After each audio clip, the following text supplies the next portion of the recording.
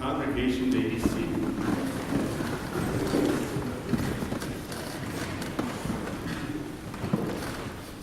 One of our shut-ins, Clara Malone, when I visited her with Lenten Communion, said that she ordered flowers. I don't know if it was more than one. I said, because she lives close to me, I said, do you want me to pick it up and drop it off after service? And she declined, but she said if somebody else would like it, let them have that.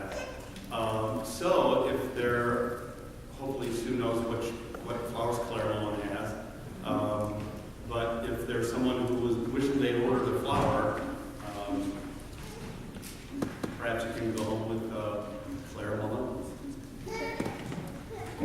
If some of the gents who were alive when I first came to St. Peter's were still around, they'd read this homily title and think, like my friend Ray Erdman here, the ultimate hack, that was Hack Wilson.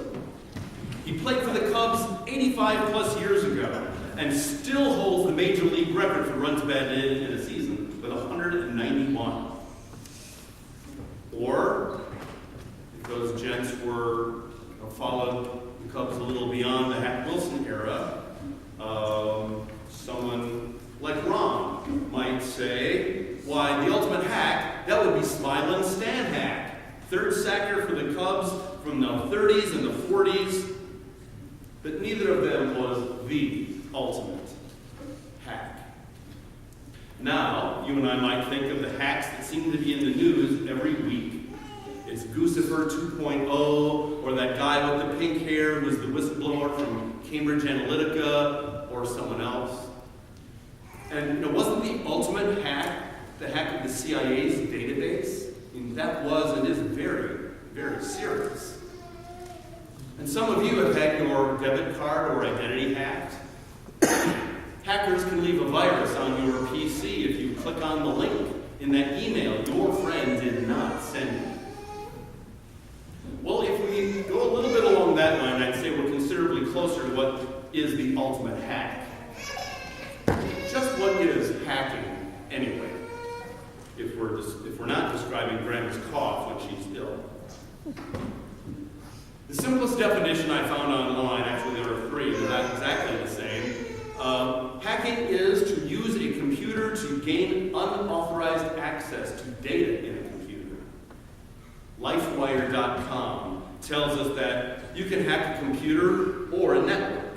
Hacking is any technical effort to manipulate the normal behavior of network connections and connected systems. And Techopedia said, hackers may alter system or security features to accomplish a goal that differs from the original purpose of the system. Maybe I'll go with that one the most. Hackers may alter system or security features to accomplish a goal that differs from the original purpose of the system. Well, that's close enough. Such hacking can be divine. You see, this Easter morning, you and I celebrate the ultimate hacker, God. And the ultimate hack, the raising of Jesus of Nazareth from the grave. Death has been hacked by God. Because of this non-computerized hack and its broad and deep implications, one thinking about people, movements, circumstances, and things on our minds this morning, either now or later, might find that changing. Their perspective of it, anyway, they might be uplifted. Because unlike the usual hack, which when we hear about one, we automatically think, oh no, look this time. This one is not wicked. This one does not come with malevolent intent or an attempt to enrich oneself. No, this one brings life out of death. The original purpose of the system, if you will, it brings life to the dead or dying. The ultimate hack is profoundly transforming, joyful, even everlasting news. There aren't any internet or Ethernet cables, Wi-Fi networks, passwords, routers, usernames, or where it's a spiritual hack. Jesus was bodily raised. There's a whole new operating system now, and it includes eternal life. Hallelujah. Death has been hacked. Its power has been fundamentally diminished, reduced. Death once sat on the throne as if a grim reaper wearing a crown, the master who owns us all in the end. Then Jesus arose, despite death's best efforts. It was pushed off its throne, just as those Easter angels were rolling away the stone from the entrance to Christ's tomb. Obviously, death still exists. It remains in business every moment, taking people and pets from us, feasting on disasters and mass shootings, on breaking our hearts, changing history, punishing seemingly indiscriminately to give us fear, pain, doubt, tears. But as God raised Christ from the dead, this once invincible force, this global network of mortality, has been short-circuited. It's changed. It's limited now. The program that lets it run forever has been jammed, and there's no patch for it. Some believers look at death now as a period of transition into the life that awaits with Christ and those with him. The New Testament itself teaches that you don't have to die to have eternal life. Eternal life starts while we're alive here, when we encounter Christ and faith is awakened. And eternal life does not have a finish line. There is not an overtime to run out of. So, when you and I stand at the graveside of a loved one, if we or they have a faith that receives this good news, someone, capital S, someone is offering us comfort. Maybe through other people, the source is the resurrecting God. There is a peace that passes human understanding, that was not present or available to us before God hacked death. If we're at the bedside of a loved one who is nearing their earthly end, the success of God's ultimate hack can give him or her, you or me, what we need. Sometimes we find that we are carried. Our fear of death is at least tempered because we trust the power of God's grace, that it supersedes the grip death forced on us of saying goodbye forever. The hack of death lets you and I know that God's love and eternal life are real. Hallelujah. Now, when something is hacked, its contents can be stolen, its processes can be spoiled, it can stop working, or work against itself. Death has been hacked, but you and I worry about more than death.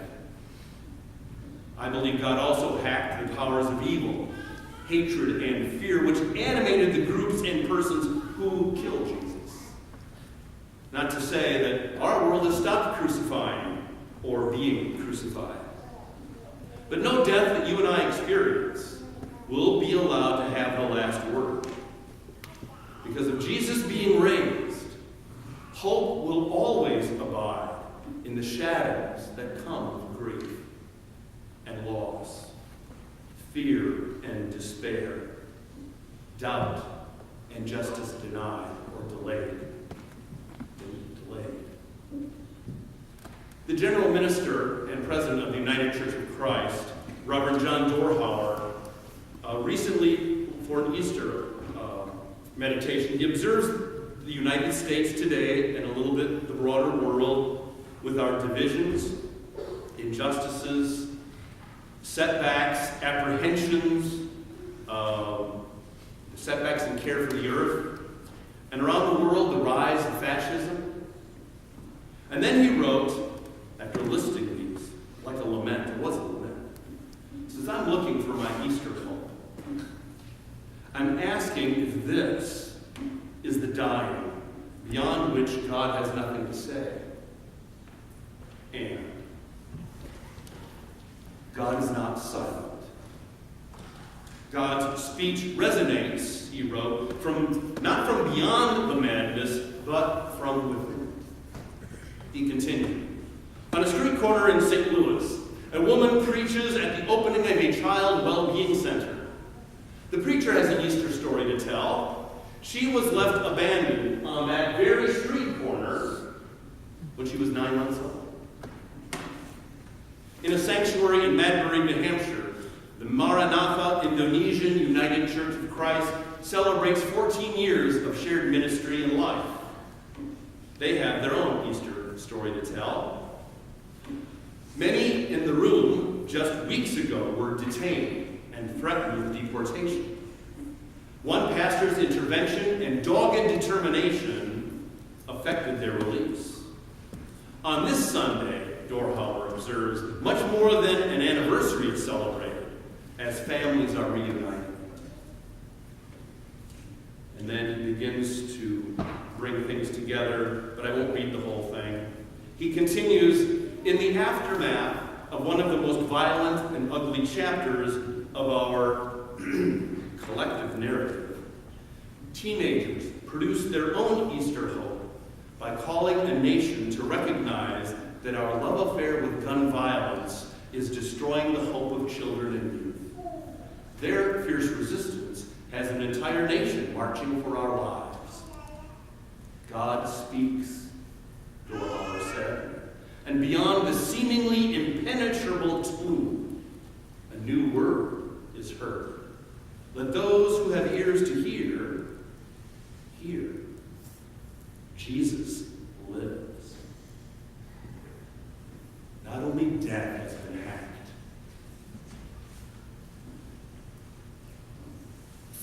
a recovering cocaine addict with decades of being clean said to me not long ago, he says, I'm liking Easter. He said, when I was a kid, I liked Christmas a lot more than Easter. But he said, but now I favor Easter. Think about it. The dead coming back to life. Life out of death. That's what happened to me when I got clean. I was dead, about to be. And now I'm alive. Yeah, he said. Easter's it. God pulled off the ultimate hack. It's a spiritual one, but we know that it touches our lives from day to day and night to night in practical ways we can see and taste and touch and smell and feel. Because of the ultimate hack, there can be and is resurrection within us, within families, within churches, and maybe even countries. Because God hacked death and its servant forces. We have hope then for us to help set back, if not eliminate, injustices. We have hope for us to help heal divisions that are quite deep. We have hope for help that we can spread the power of grace and help bring resurrection where most needed. Trusting our own resurrection awaits at the last day. This is divine.